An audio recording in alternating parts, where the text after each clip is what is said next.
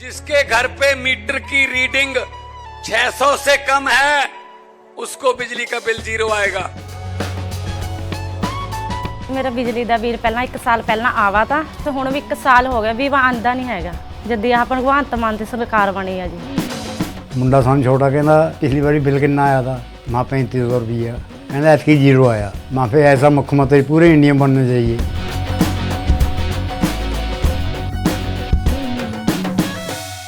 नमस्कार, मेरा नाम है संकेत उपाध्याय। आप देख रहे हैं एक और प्रस्तुति जिसका नाम है द रेड माइक पैसा।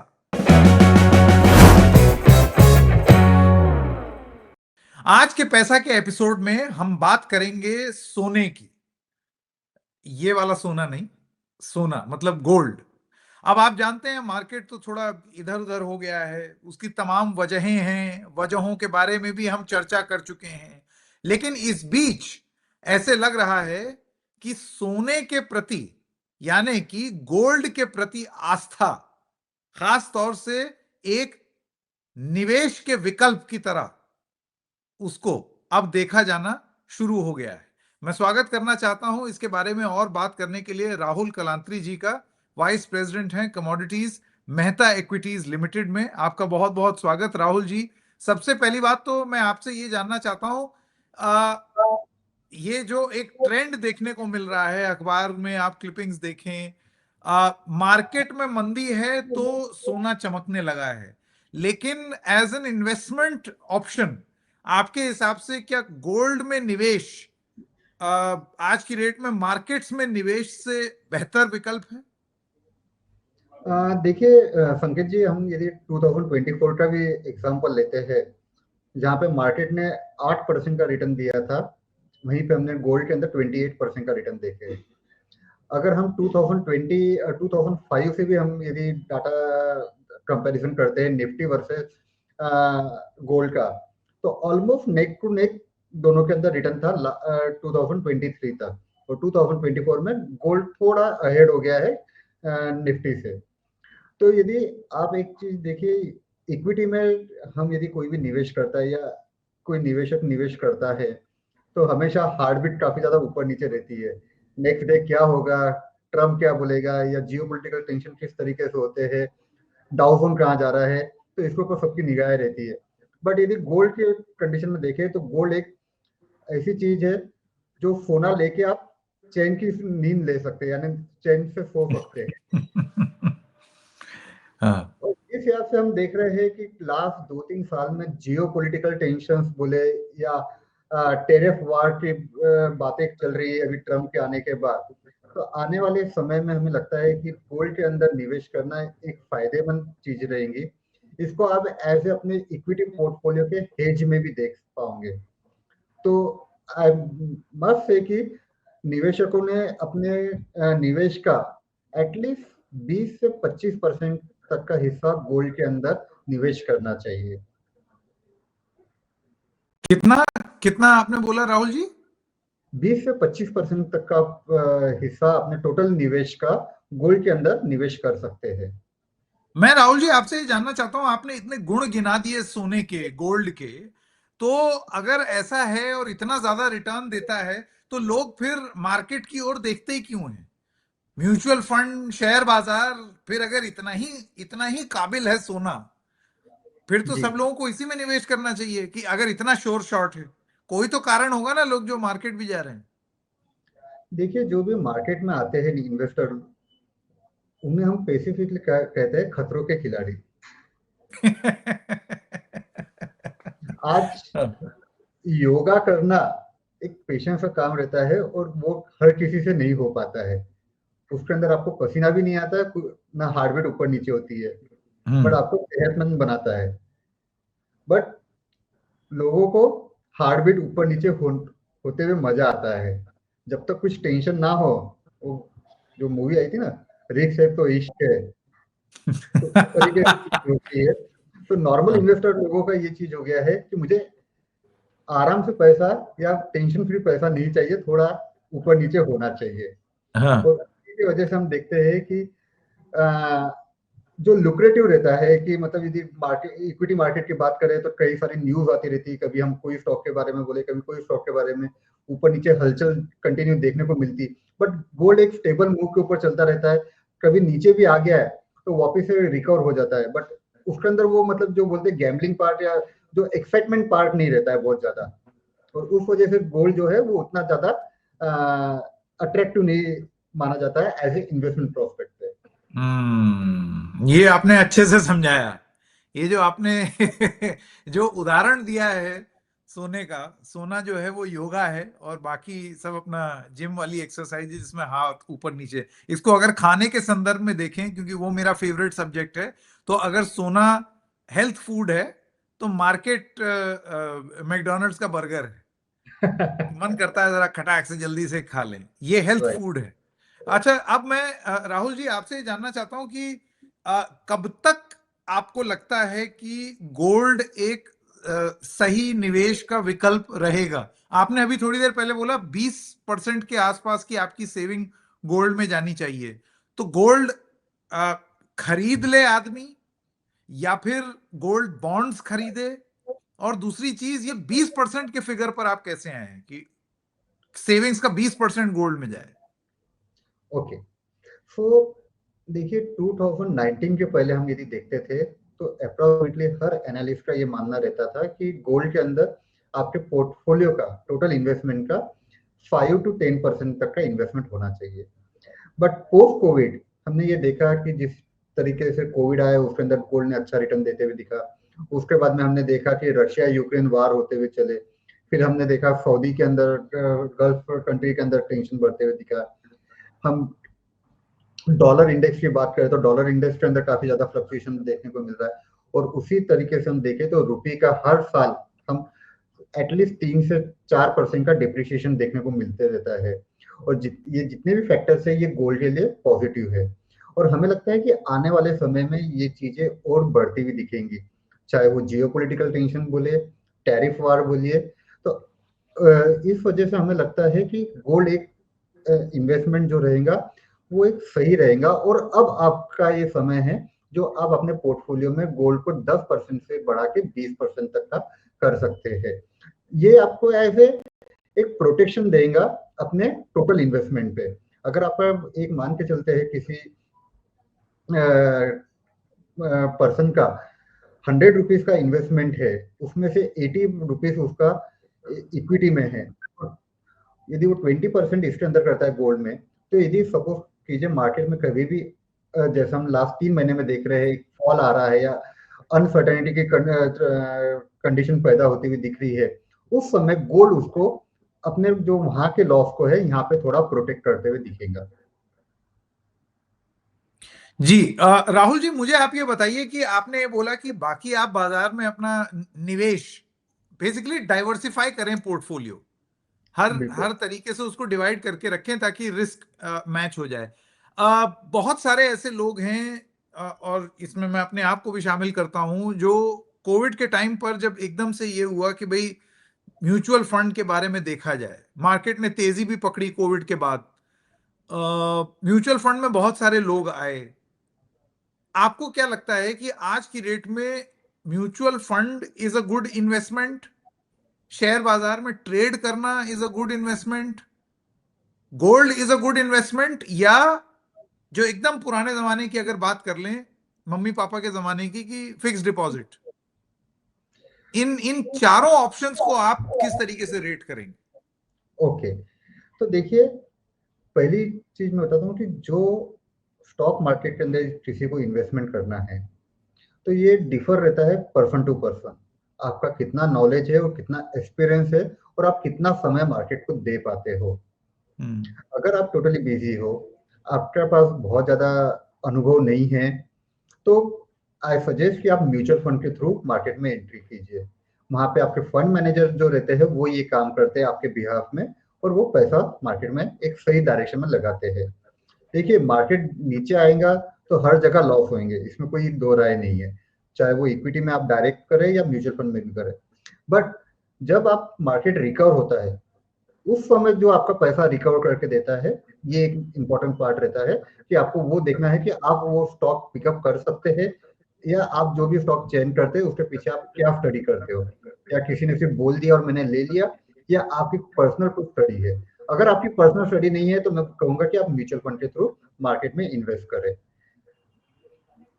सेकंड पार्ट, यदि मैं गोल्ड की बात करूं तो गोल्ड आप हर लेवल पे यदि मतलब इन्वेस्टमेंट कर सकते हैं जैसा भी चाहे, बट आपको कितना परसेंटेज आपको आपके पोर्टफोलियो में गोल्ड को देना है, ये आप या आपका फाइनेंशियल एडवाइजर डिसाइड करना चाहिए, क्योंकि आपकी क्या एज है और आपके क्या एस्पिरेशन है गोल्ड, उसके बेस के ऊपर ये डिसाइड होता है कि आपने इक्विटी में कितना डालना चाहिए, म्यूचुअल फंड में कितना डालना चाहिए, या गोल्ड में कितना डाले, या एफडी कितना रखे।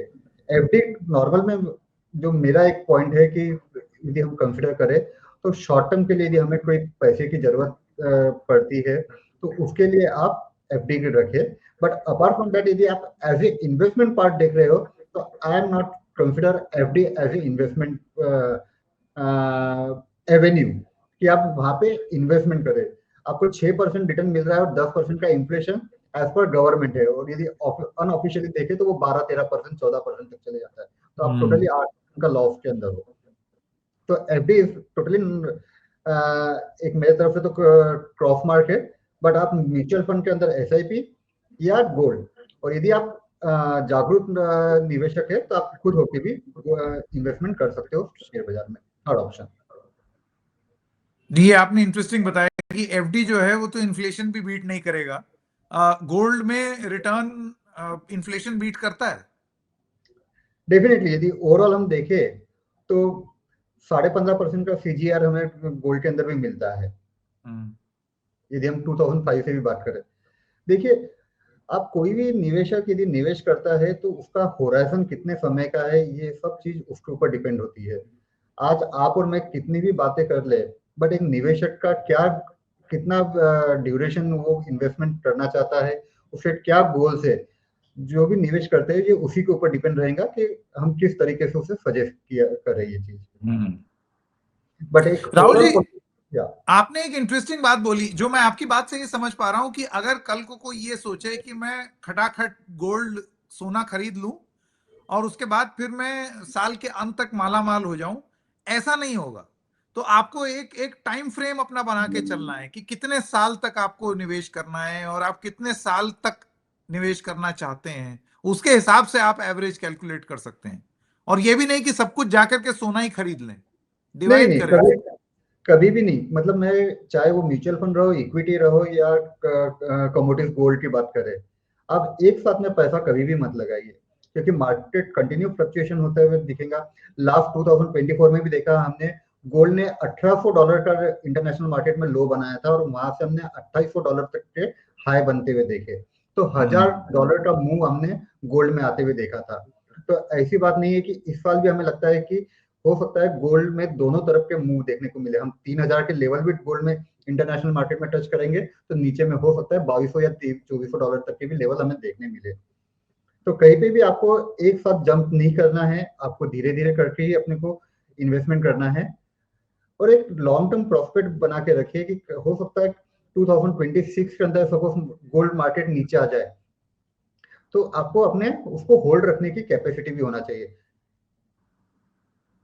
नहीं तो ये आप एक उदाहरण के तौर पर बता रहे हैं 2026 की बात, या ये अनुमान है? बिल्कुल बिल्कुल, नहीं मैं उदाहरण के तौर पे बता रहा हूँ। हाँ, क्योंकि कई लोगों की सांसें अटक जाएंगी आपके उस उदाहरण पे। राहुल जी,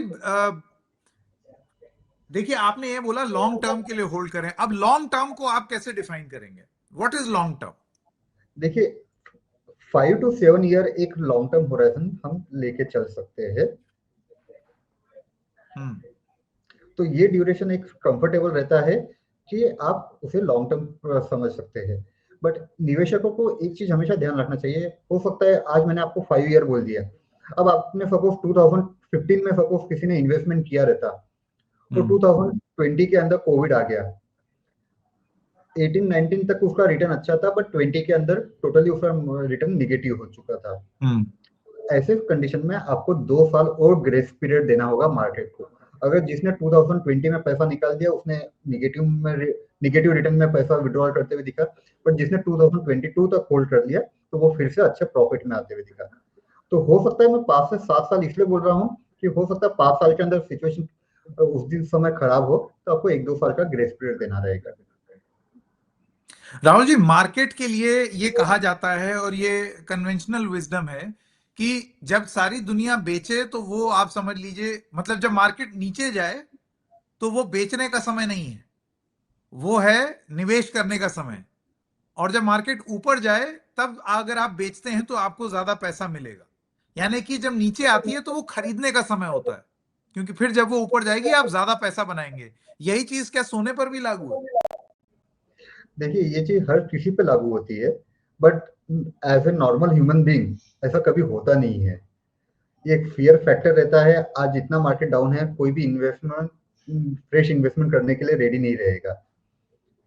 तो सेकंड चीज आपको ये भी देखना है कि निचले लेवल से कोई भी स्टॉक या कमोडिटी कितनी ऊपर चली है और अब उसमें कितना फॉल आया है। आज हम इक्विटी मार्केट की बात कर रहे हैं, यदि सपोज टेक एन एग्जांपल, हमने देखा है निचले लेवल से काफी अच्छा रिकवरी आई है और अभी हमने सिर्फ 8% का ही फॉल देखा है। तो इस 8% के अंदर आपको एंट्री करना है नहीं करना है, क्योंकि हो सकता है ये 8% का फॉल माइट भी 12% या 14% भी हो सकता है। तो क्या उस लेवल पे भी आपके पास सरप्लस अमाउंट है कि आप वहां पे इन्वेस्टमेंट कर सके या नहीं कर सके? तो सेम चीज गोल्ड में। आज गोल्ड यदि सपोज 80,000 है, कल चल के सडनली 74,000 हो जाता है, क्या आपको वहां पे परचेस करना है? या वहां से 70,000 आ जाता है तो आपके पास सरप्लस अमाउंट है कि नहीं है कि वहां पे आप फर्दर इन्वेस्टमेंट कर सके या नहीं कर सके? तो ये चीज आपको देखना होगा। बट डेफिनेटली जहां पे भी मार्केट नीचे आता है आपने उसको एक प्रॉपर बाइफर्केशन करना चाहिए कि मुझे 3 पार्ट में या 4 पार्ट में या 5 पार्ट में पैसा इन्वेस्टमेंट करना चाहिए कि नहीं करना चाहिए, और उस पार्ट में आपने एक सिस्टमेटिक तरीके से पैसा मार्केट में लगाना चाहिए।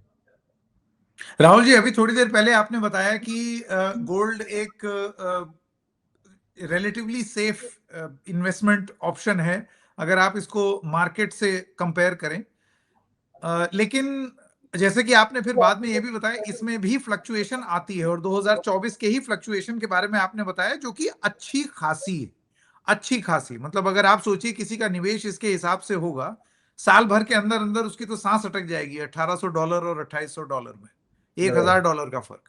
ऐसे में साल 2025 में तमाम एक्सपर्ट से हमने बात किया, उन्होंने कहा कि due to a number of global factors आपकी शेयर बाजार में आपको ये जो अभी वो कमती दिखाई दे रही है वो करेक्ट होने में अभी समय लगेगा। 2025 भर तक तो आप मान के चलिए up down up down up down. क्या यही चीज सोने में भी होने वाली है या अभी इसका कोई कुछ नहीं कह सकता? और सोने के अप डाउन के फैक्टर्स क्या होते हैं? हाँ, ये काफी अच्छा क्वेश्चन आपने पूछा है कि सोने के फैक्टर्स क्या होता है फ्लक्चुएशन के। तो सबसे बड़ा फैक्टर होता है इंटरेस्ट रेट, जैसे जो अभी हम काफी समय से सुनते हुए आ रहे हैं कि फेड इंटरेस्ट रेट। अगर यूएस के अंदर फेड इंटरेस्ट रेट कम होगी तो लोग एफडी में पैसा कम रखेंगे, बैंकों में पैसा कम रखेंगे और गोल्ड सिल्वर में पैसा इन्वेस्टमेंट ज्यादा आएगा, या इक्विटी मार्केट में भी पैसा ज्यादा आएगा, तो हम वहां पे ट्रेंड करेंगे। यदि डॉलर इंडेक्स ऊपर जाता है, जो कि अभी कंटिन्यूसली ऊपर जाते हुए दिख रहा है, ऐसे सिचुएशन में गोल्ड को वो हैमर करेगा, वो नीचे की ओर खींचेगा। अगर डॉलर इंडेक्स कंटिन्यू ऊपर जाता है, मींस यदि यूएस डॉलर मजबूत होता है और बाकी अदर कंट्री की करेंसी वीक होती है तो सोने के अंदर गिरावट आते हुए दिखेंगे। थर्ड पार्ट है जियोपॉलिटिकल टेंशन। यदि वर्ल्ड में कहीं पे भी जियोपॉलिटिकल टेंशन होती है तो सबसे पहला ऑप्शन होता है गोल्ड, या सबसे पहला इंडिकेटर होता है गोल्ड, जहां पे सडनली प्राइस जंप होना चालू हो जाती है। तो यदि आप कहीं पे भी यदि कोई कंफर्म न्यूज भी नहीं रहती है कि जियोपॉलिटिकल टेंशन हो रहा है या नहीं हो रहा है, यदि आप गोल्ड को देखेंगे तो गोल्ड उसका बैरोमीटर रहेगा। यदि गोल्ड ऊपर जा रहा है तो हो सकता है जियोपॉलिटिकल टेंशन ग्लोब में प्रेजेंट है। तो ये 3 मेजर फैक्टर रहते हैं। अपार्ट फ्रॉम दैट हमने लास्ट ईयर देखा कि सेंट्रल बैंक काफी ज्यादा परचेसिंग कर रही थी गोल्ड का, क्योंकि डी डॉलराइजेशन हो रहा था। तो यदि सेंट्रल बैंक यदि गोल्ड परचेस कर रही है तो वो काफी बल्क में परचेसिंग करती है, तो उसकी वजह से भी आप देखोगे तो गोल्ड में अप ट्रेंड मूव होते हुए दिखेंगे। तो ये 4 मेजर पॉइंट है जहां पे आप गोल्ड को गोल्ड परचेस करते समय इन चारों पॉइंट का ध्यान रखा जा सकता है। अपार्ट फ्रॉम दैट आप बोले फ्लक्चुएशन की, तो हमें भी इस साल भी लगता है कि गोल्ड में $800 से $1000 तक का मूवमेंट हो सकता है 2025 कैलेंडर ईयर में। हम ऊपरी लेवल पे $3000 तक के रेट देखते हैं, वहीं पे नीचे में $2200 तक के भी रेट आ सकते हैं गोल्ड में। बट फर्स्टली हमें लगता है अभी जो फर्स्ट 100 डेज रहेंगे ट्रम्प 2.0 सेशन के, वो एक काफी ज्यादा क्रूशियल रहेंगे, क्योंकि बहुत सारे अनाउंसमेंट आते हुए देखेंगे हम, और उसका ग्लोबली काफी ज्यादा इम्पैक्ट करेंसी और गोल्ड दोनों पे होते हुए दिखेंगे। तो अगले 100 दिन आपके लिए बहुत क्रूशियल रहेंगे। इस समय गोल्ड के अंदर बहुत ज्यादा उतार चढ़ाव रहेंगे, तो कहीं पे बट आपको हमें लगता है धीरे धीरे करके गोल्ड 3000 तक के लेवल जरूर दिखा सकता है। अगर हम घरेलू मार्केट की बात करें 80,500 80,500 अगर गोल्ड इसके ऊपर सस्टेन हो जाता है या क्लोज दे देता है, तो हमें लगता है 83,000 से 84,000 तक के लेवल हमारे घरेलू मार्केट में भी गोल्ड में आ सकते हैं जल्दी। बहुत इंटरेस्टिंग, बहुत इंटरेस्टिंग। बहुत बहुत धन्यवाद राहुल जी। मुझे लगता है और उम्मीद है कि लोगों को इससे खास तौर से जो लोग नए हैं उनके मन का डाउट बहुत हद तक क्लियर होगा सोने को लेकर के, गोल्ड को लेकर के। और ये जो मैट्रिक्स आपने समझाया कि अगर दुनिया में कुछ भी होता है तो सोना उछलता है, और दुनिया में अगर किसी ये इस तरीके की टेंशन वाली हलचल होती है तो उसमें शेयर मार्केट लुढ़कता है। तो ये डायनामिक्स समझनी जरूरी है कि जब टेंशन होगा तो गोल्ड ऊपर जाएगा, मार्केट नीचे जाएगी, और सोने के नीचे जाने की वजहें जो तमाम आपने गिनाई वो तो हैं ही। बहुत बहुत धन्यवाद राहुल जी समय निकालने के लिए और हमसे बात करने के लिए। Thank you very much. नमस्कार। थैंक यू संकेत जी।